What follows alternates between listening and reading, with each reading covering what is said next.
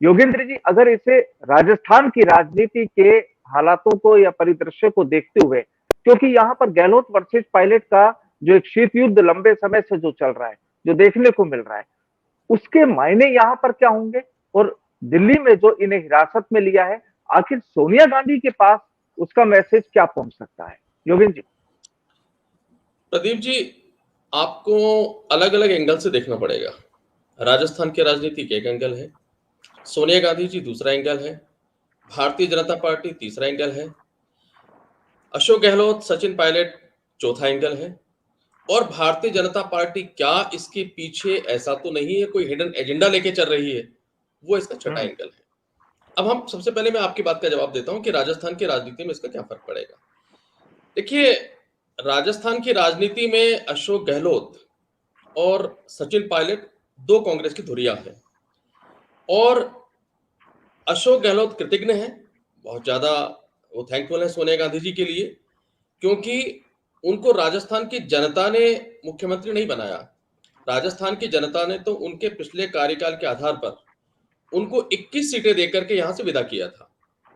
उसके बाद सचिन पायलट ने मेहनत की, वो विजय मुद्रा में कांग्रेस को लेकर आए और मुख्यमंत्री का प्रसाद उनको सोनिया गांधी के वहां से मिला।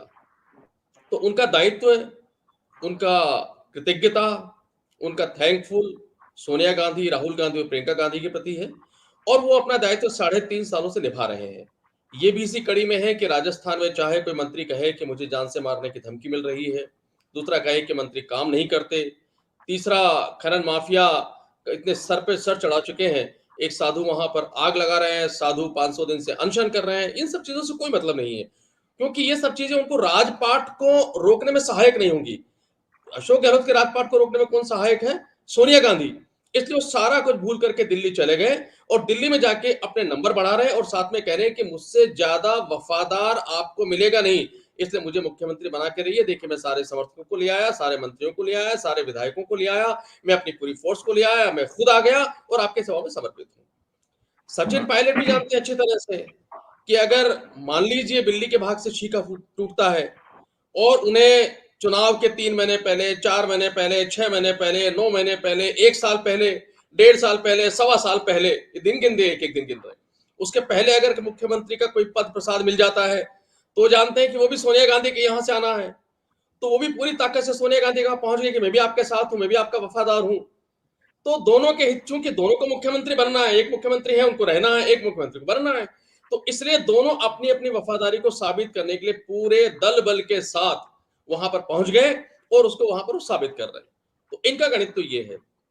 अब इसको हम समग्र रूप से देखें, राजनीतिक रूप से देखिए। पहले भारतीय जनता पार्टी के जो क्रियाकलाप है, और वो पूरे खुली छाती से हम देख रहे हैं कि उनके बहुत सारे विंग्स हैं, यूथ विंग होती है, महिला विंग होती है, इसी तरह अब उनके विंग्स और भी जुड़ चुकी हैं। एक उनका विंग है ईडी विंग, एक उनका विंग है सीबीआई विंग, एक उनका विंग है इनकम टैक्स विंग, ऐसे बहुत सारे विंग हैं। तो अब विंग्स को हमेशा तो जागृत नहीं किया जाता ना, विंग्स को तब जागृत किया जाता है जब उसकी जरूरत होती है, उसको तब उतारा जाता है जब जरूरत होती है। और भारतीय जनता पार्टी बखूबी ये खेल खेल रही है। अगर शिंदे साहब और उनके मंत्रिमंडल में कई सारे विधायकों के ऊपर ईडी का छापा पड़ता है, ईडी के रडार पे होते हैं, और वो जब सरकार में आ जाते हैं तो ईडी के विंग की वहां पे जरूरत खत्म हो गई तो उसको विंग को वापस बुला लिया जाता है। अब देखिएगा अगले 2.5 साल तक अगर उन पे कुछ छापे पड़ते हैं, कितने शिंदे साहब के मंत्री अंदर जाते हैं, तो उस कहानी को आप समझने की कोशिश कीजिए। तो यहाँ पर आज ये जो देखिए इनका एक एजेंडा और है जो आप समझ नहीं पा रहे हैं, वो एजेंडा ये है कि ईडी को सोनिया गांधी, भाई नेशनल हेराल्ड केस का केस तो बहुत सालों से चल रहा है ना प्रदीप जी, तो ये ऐसा कैसा केस है या ईडी के ऐसे कैसे केस होते हैं जो अनंत काल तक चलते हैं। सत्येंद्र जैन को गिरफ्तार किया जाता है तो 8 साल पुराना केस है, यानी ऐसी कैसी जांचें हैं जो 8 साल तक पूरी नहीं होती, और 8 साल के अंदर भी अचानक एक दिन मौका आता और रखता ब्लास्ट हो गया, अच्छा अच्छा बुला लो भाई, अचानक क्या हो गया।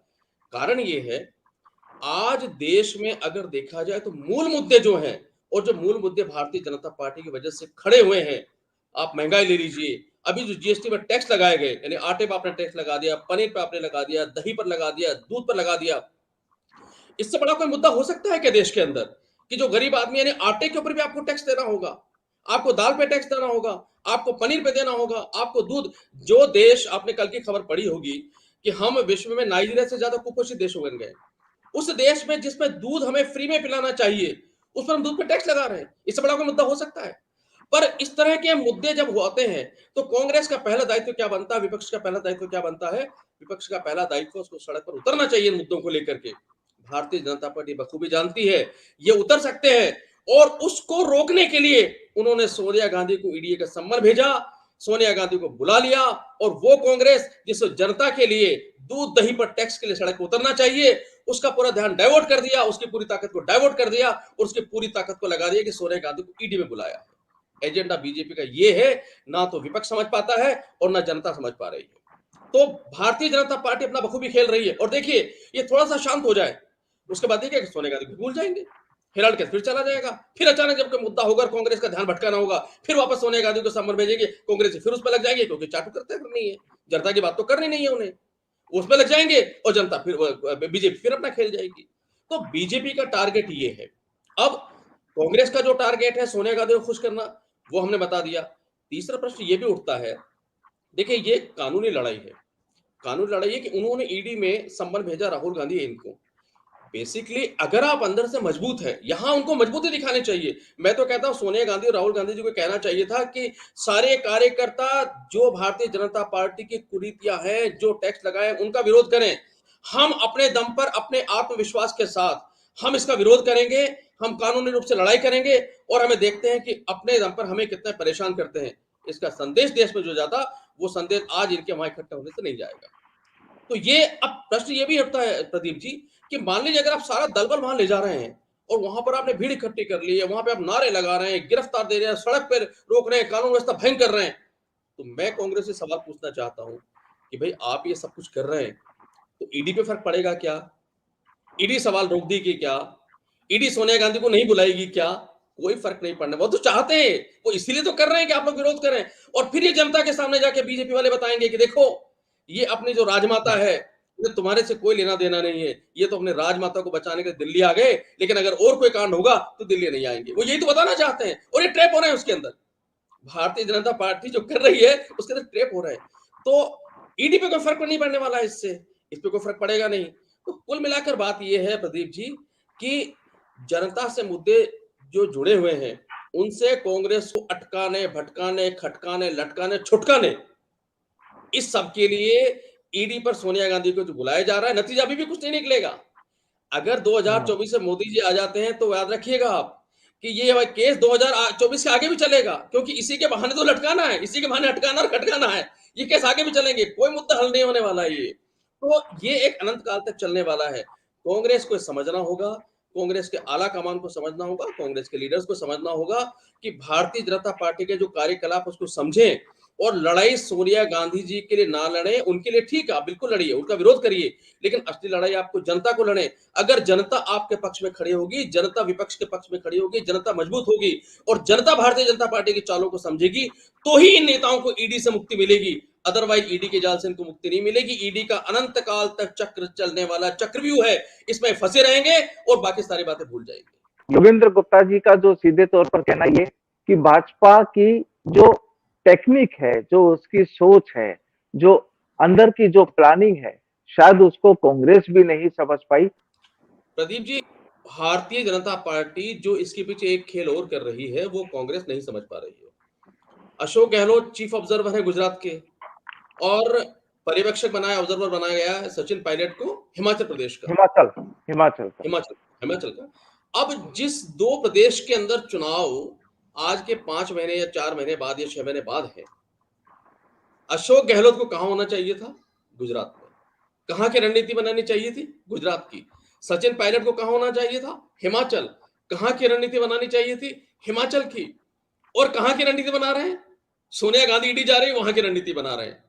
तो भारतीय जनता पार्टी का दूसरा खेल यह भी है कि सोनिया गांधी को ईडी में बुला के वो अच्छी तरह जानते हैं कि जैसे सोनिया गांधी का नाम आएगा सारी चीजें खत्म हो जाएगी, सब प्रायोरिटी खत्म हो जाएगी, प्रायोरिटी से सोनिया गांधी रहेगी, भूल जाएंगे गुजरात में चुनाव है, भूल जाएंगे हिमाचल में चुनाव है, भूल जाएंगे महंगाई देश के अंदर है, भूल जाएंगे कि जीएसटी लगाया गया है, सब भूल जाएंगे। अब अगर सोनिया गांधी को अगले 6 महीने बार बार बुलाया जाता है, बार बार बुलाया जाता है, फिर राहुल गांधी को बुलाया जाता है, तो अशोक गहलोत जी और सचिन पायलट जी भाई गुजरात की रणनीति बनाओगे, हिमाचल के बनाओगे या सोनिया गांधी जी के प्रदर्शन की रणनीति बनाओगे? और जब इन दोनों को वहां से दूर रख लेंगे तो भाजपा का तो वैसे भी सदना है। तो कांग्रेस समझ नहीं पा रही है कि ये सोनिया गांधी को बुलाना सिर्फ एक अकस्मात, ये नहीं कि ईडी के लिए बुलाया जा रहा है। अरे भाई, अभी छत्तीसगढ़ की बात बिल्कुल सही कह रहे हैं आप, वहां पे विद्रोह हो रहा है, वहां पे भी बुलबुला फूट सकता है। तो ऐसा ना हो कि आप सोनिया गांधी को बचाते रहें और छत्तीसगढ़ में कांग्रेस सरकार का बुलबुला फूट जाए। ये कांग्रेस को ना कोई समझाने वाला है, ना कांग्रेस समझ पा रही है उनका एजेंडा। जब तक वो नहीं समझेगी और समझने में इतनी देर हो जाएगी कि उनका बहुत कुछ उनका नुकसान हो जाने वाला है। तो उसके पीछे भारतीय जनता पार्टी का ये कारण भी हो सकता है।